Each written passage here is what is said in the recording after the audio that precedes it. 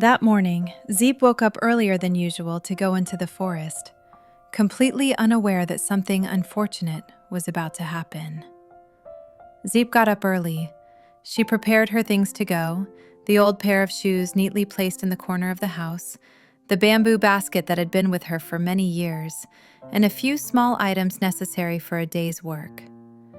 Every movement was practiced and unhurried, as if it were simply a familiar part of life.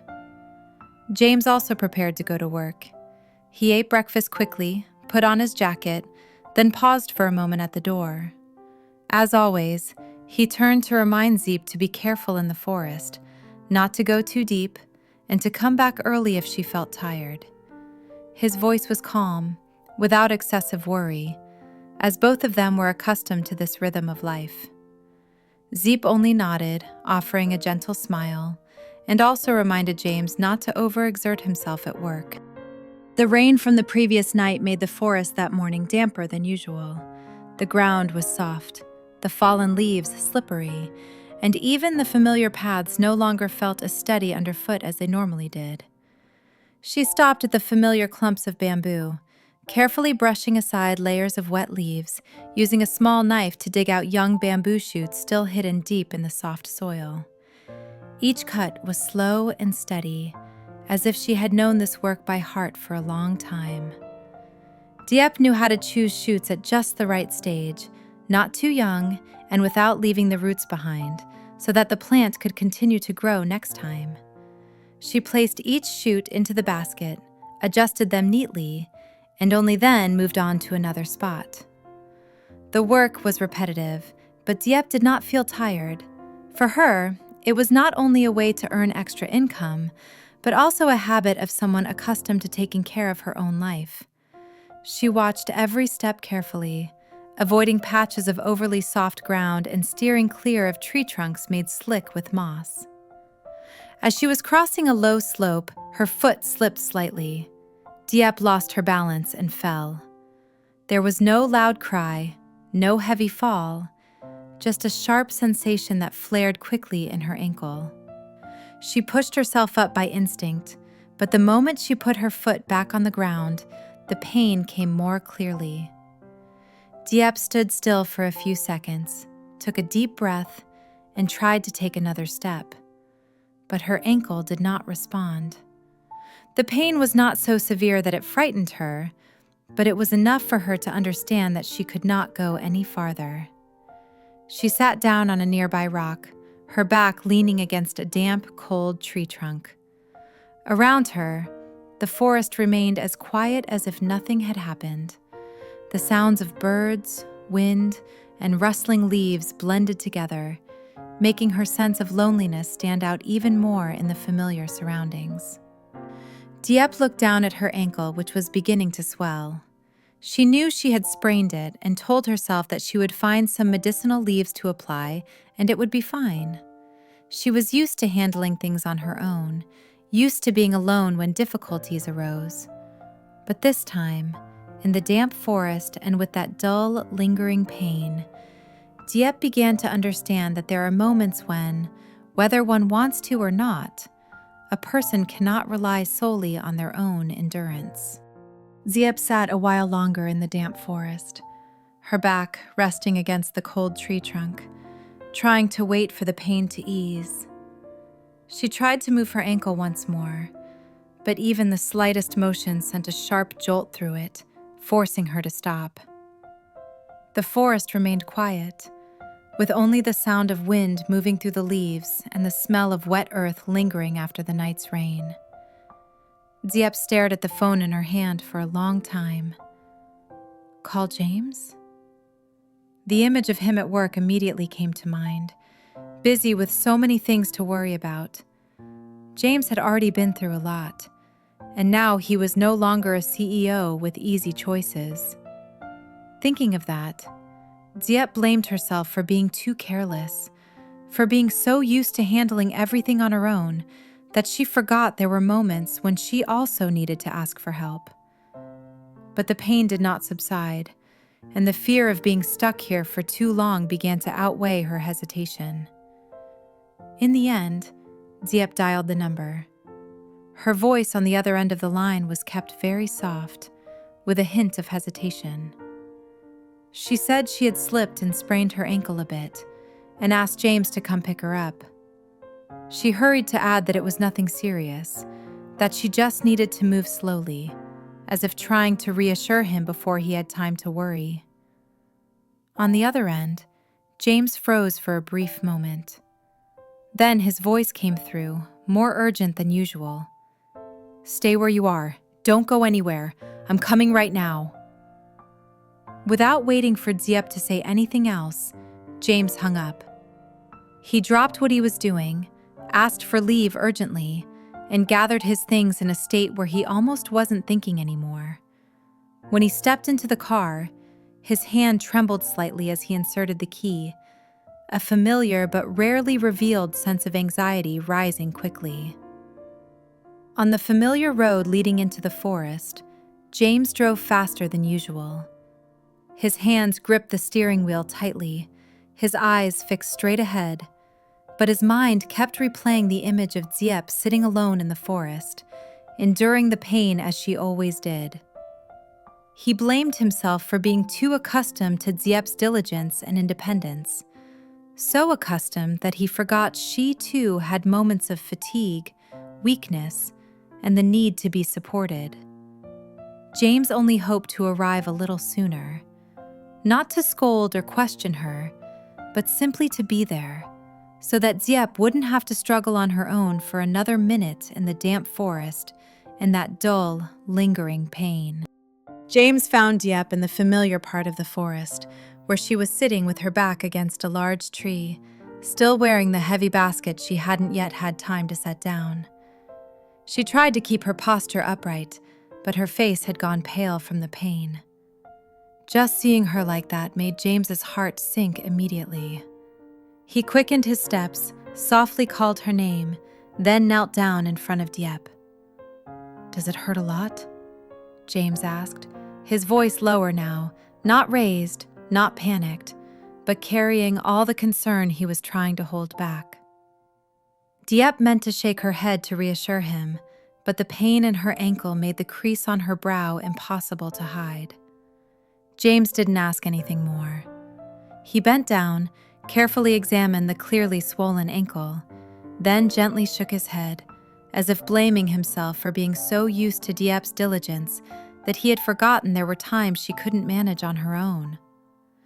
James took the basket off Diep's back and slung it over his own shoulder.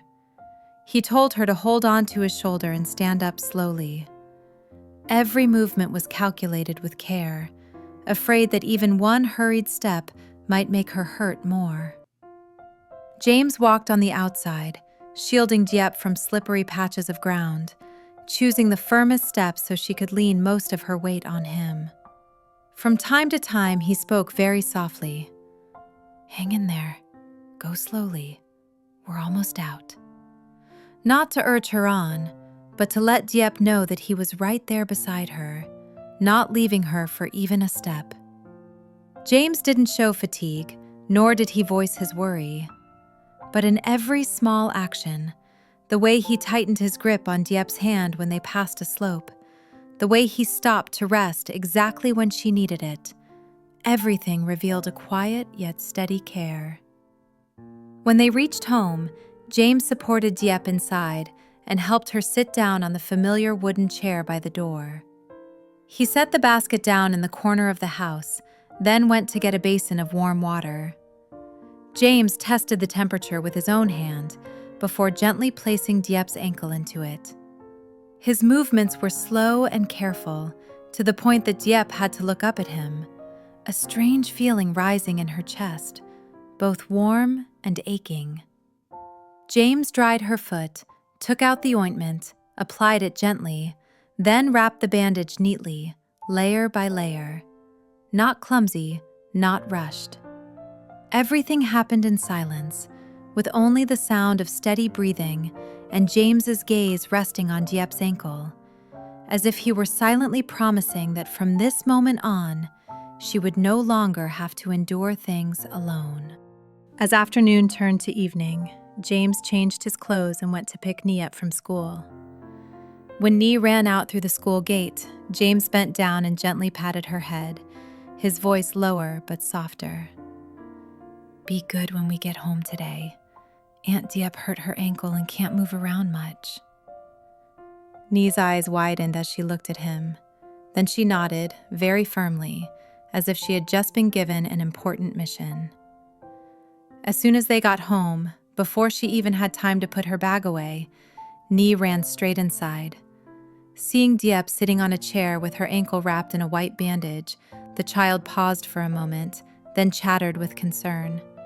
She asked whether Diep was in pain, whether she could walk yet, and even tilted her head to look at the bandage, as if trying to understand why Diep had to sit still.